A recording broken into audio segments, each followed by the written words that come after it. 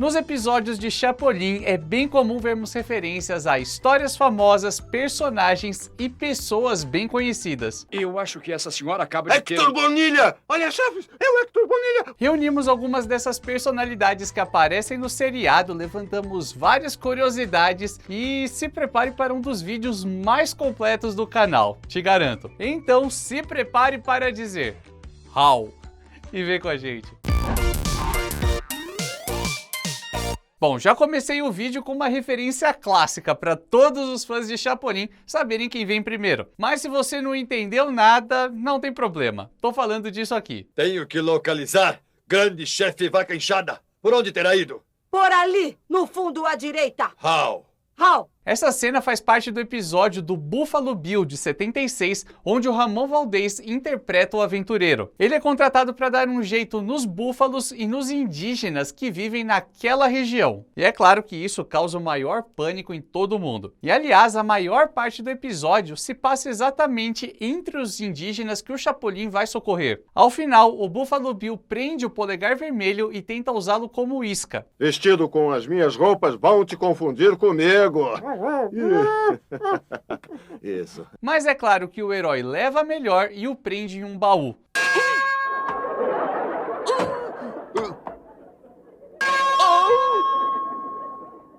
No episódio, nenhum indígena se feriu. Já na vida real, a coisa não foi bem assim. O aventureiro William Frederick Cody ganhou o apelido de Buffalo Bill exatamente por matar milhares de búfalos ao longo de algumas décadas e também por expulsar alguns indígenas de certas terras. E isso não foi feito de uma forma muito amigável. Não, por favor, não me mate, por favor, seu Madruga, por favor. Ele também se tornou um ícone do Velho Oeste, sendo um dos primeiros a criar espetáculos do gênero. Lá pela década de 1880, ele fez um circo móvel chamado Buffalo Bill's Wild West Show, com indígenas e vaqueiros fazendo números e demonstrações de cavalaria. E uns 60 anos depois, mais ou menos, suas ideias inspiraram os filmes de faroeste. Inclusive, vários filmes foram feitos exatamente sobre o Buffalo Bill. Filho Federico, eu quero que conheça Buffalo Bill Cody. O melhor batedor, o melhor atirador, o melhor homem das planícies. Muito prazer. Já no Chapolin, essa história já tinha ganhado uma primeira versão em 74, que só foi chegar ao Brasil em 2018 no Multishow. E nela, tudo acontece de forma bem parecida. Só que o final é diferente, pois o Chapolin usa uma outra arma. Terei que desarmar Buffalo Bill. Mas como se aproximar da janela sem que ele perceber? Diminuindo de tamanho com uma das minhas famosas pílulas encolhedoras. E quem acaba pegando o Buffalo Bill são os próprios indígenas. Está capturado!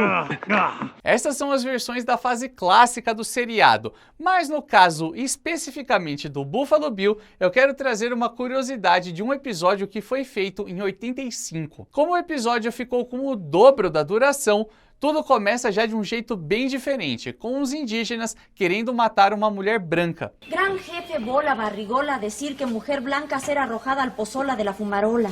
¿Que la van a arrojar a esse pozo? ¿Cirola? Reparou no nome do chefe? Reconhece isso de uma outra história? Aí vem o líder, Bola Barrigola. Bola barrigola. Bola barrigola.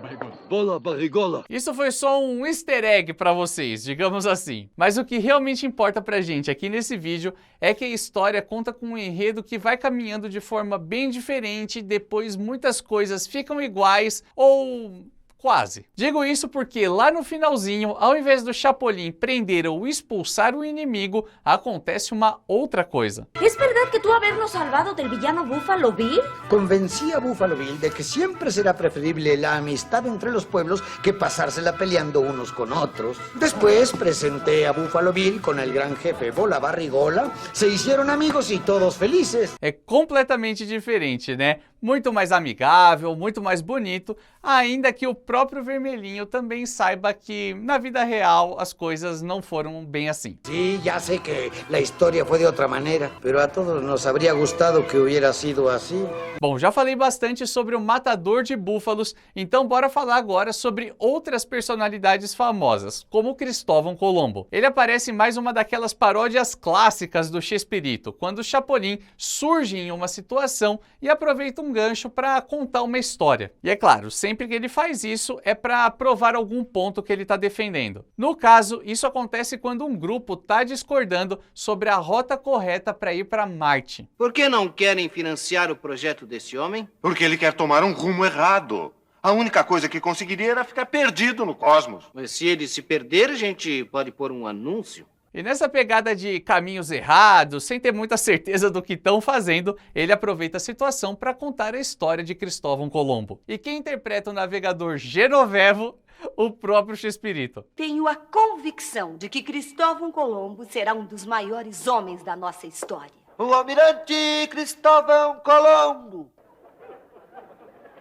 Você disse um dos maiores homens da história? Imagina como serão os pequenos. A história do Colombo é muito boa e muito engraçada. Ele consegue convencer rapidamente que precisa de dinheiro e caravelas para iniciar sua expedição. Mas mesmo com toda a simplicidade da época, a sacada para contar essa história é incrível. A viagem foi repleta de incidentes, mas com sua tenacidade, Cristóvão Colombo ia superando todas as adversidades. Dom Cristóvão, quero avisar que a tripulação está com fome. E por que não come? Porque não há comida. Aliás, boa parte do enredo se passa com o Cristóvão Colombo falando para as pessoas que a Terra não era plana, como se acreditava até então, e por isso a sua expedição era possível. E quem diria que depois de séculos a gente ainda veria essa discussão por aí? Acho que é muito difícil amar os inimigos, mas amar os idiotas é quase impossível. O Chapolin conta essa história para motivar a coragem e também fomentar a vontade de descobrir coisas, assim como o Cristóvão Colombo fez. Na vida real, ele foi um dos principais responsáveis por abrir caminho para o contato, a expansão, exploração, conquista e colonização do continente americano pelos europeus. E assim, por muito tempo nos foi ensinado uma versão mais romantizada dessa história, que o Cristóvão Colombo tinha descoberto a América e tal, e aí, com o passar do tempo, as percepções vão mudando, novas informações vão chegando, e a gente vai atualizando o nosso conhecimento. Eu ainda não me lembro quem foi o primeiro que chegou na América. Foi o Papa, ora. Vários historiadores e contemporâneos acusam o explorador de cometer diversas barbaridades, entre elas tirania, corrupção, agressão e até extermínio de nativos indígenas. E por isso, entre os acadêmicos, a imagem do Cristóvão Colombo passou a ser um pouco diferente com o passar do tempo. Como você me vê? Ora, com os olhos. Mas, de qualquer forma, foi às 2 da manhã do dia 12 de outubro de 1492 que o Cristóvão e a sua tripulação mandaram um terra à vista. E nesse momento, eles avistaram uma ilha que hoje é a atual Bahamas. Daí pra frente, a história é bem longa e bem complexa. O que eu tô fazendo aqui é um baita resumo. Como eu disse, tem novas versões chegando, novas informações, a percepção sobre o historiador vai mudando de tempo em tempo. Então, assim, se você quiser saber mais, já sabe, né? Que devore os livros! E complexo demais também seria explicar a história toda de Leonardo da Vinci, que é considerado por muitos como um dos maiores gênios da história. Em 79 temos o episódio O Pintor, que presta uma homenagem a ele e é super famoso e super engraçado. E também é mais um daqueles casos onde o Chapolin conta a história de alguém. Tudo começa quando a personagem da Florinda, sem querer querendo, acaba estragando a pintura do personagem do Rubem Aguirre. Já terminou de limpar todo o resto? Bem, só que me deu um trabalhão aquele quadro que tinha umas manchas de tintas horríveis. Você limpou o que estava pintado aqui? Pintado? O polegar vermelho é chamado e também, sem querer querendo, acaba estragando a pintura do General Valdez. E aí o pânico rola solto. Então ele conta um pouco sobre a história de Leonardo, que certa vez teve um problema parecido. Mas o que é realmente muito bacana desse episódio é que ele faz diversas referências ao artista, além de suas habilidades como pintor. Ó, só para você ter uma ideia, o Leonardo da Vinci foi escultor, pintor, engenheiro, arquiteto, matemático, químico, botânico, poeta, músico, anatomista, Enfim, se ele soubesse fazer pão na época, aí pronto, aí seria o Rodrigo Hilbert do Renascimento. E ele até desenvolveu alguns modelos de máquinas voadoras, que são essas aí que você tá vendo. E aqui vem uma ótima referência. Tem alguma coisa? Bom, estou um pouco machucado. Quis testar uma máquina voadora que estou inventando e tive um pequeno acidente, mas nada de importante. Na história do Chapolin, o Dom Lorenzo aparece e cobre a sua pintura, que faltam alguns retoques. O que está faltando para acabar? Começar. E o mais curioso é que o Leonardo, apesar de ser uma figura totalmente genial, também ficou conhecido por deixar várias obras inacabadas. Segundo Marco Cianti, professor da Academia da Galeria de Florença, muitas obras do Leonardo foram recusadas por seus clientes e ele nem completou muitos de seus trabalhos. O fato é que o Leonardo era um cara muito à frente de seu tempo, então ele idealizava, projetava, criava, desenhava, arquitetava um monte de coisa ao mesmo tempo e ninguém o acompanhava. E no episódio, mesmo que o Lorenzo tenha ficado bravo com a demora de Da Vinci, no final a gente tem uma grata surpresa. Que beleza, Leonardo, que portento! Não sei por que tenho a impressão de ter posto a perder a minha obra-prima. E é claro que isso é uma paródia com essa obra aqui, a Mona Lisa, que é sem dúvida alguma uma das mais famosas da carreira do Da Vinci. E agora, traçando um comparativo, esse cliente realmente existiu. O Lourenço de Médici, ou Lourenço o Magnífico, foi um importante diplomata italiano. Os dotes do Leonardo não passaram despercebidos por ele, que era muito culto, humanista e foi o responsável pela virada na carreira do artista. Digo isso pois o Leonardo se tornou consultor militar e de engenharia de Lourenço, além de ganhar cada vez mais confiança para misturar arte e ciência em suas obras. Aliás, palavra-chave de hoje. Como você sabe, a gente adora conhecer mais sobre vocês. Então comenta aí. Qual é a sua arte? Você canta, toca um instrumento, pinta, borda, faz caricaturas, dublagens, imitações, enfim, o que você gosta de fazer por aí? Eu tenho certeza que alguma manifestação artística sai de você, mesmo que você possa não saber. Enfim, manda aí nos comentários porque a gente sempre lê tudo. E antes que eu me esqueça, tem uma outra versão dessa história do Leonardo que também é maravilhosa. Ela é praticamente igual, só que o elenco é bem diferente. Ao invés do Rubem Aguirre, temos o Carlos Villagrán como pintor da história. E ao invés do Edgar Vivar interpretar o general, quem dá vida a ele é o Ramon Valdez. Está uma maravilha! O senhor é um gênio, mestre! Não sei por que tenho a impressão de ter posto a perder minha máxima obra de arte.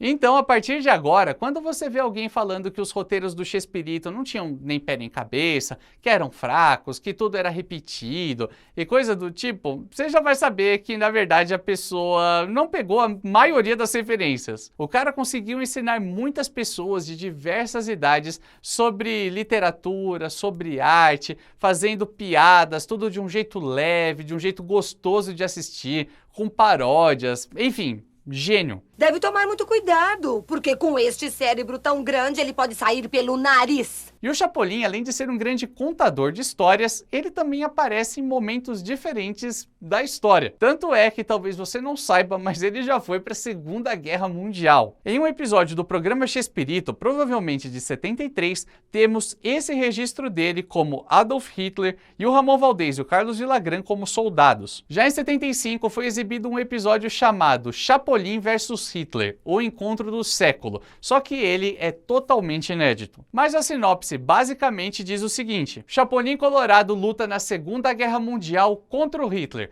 usando sua estratégia muito pessoal. Já em 1980 temos o episódio chamado simplesmente de O Encontro do Século. É o único que temos registro desse enredo dele na Segunda Guerra Mundial e coisa do tipo, e o Chapolin vai ajudar os soldados britânicos que estão em guerra. O bombardeo ha sido muy intenso, como verás. Es más, yo pienso que deberíamos evacuar en otra parte, porque esto está a punto de caerse. Ainda que seja de uma forma totalmente caricata e o estilo clássico de humor do Roberto, eu entendo que pode ser um certo choque ver esse tipo de história, digamos assim. Até porque é bem estranho, para dizer o mínimo, ver o mesmo cara que deu vida ao Chaves e ao Chapolin, duas figuras tão carismáticas e tão queridas desse jeito. Estou falando de conquistas militares.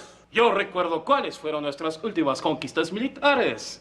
Fueron los Países Bajos, Usted conoce muy bien os Países Bajos.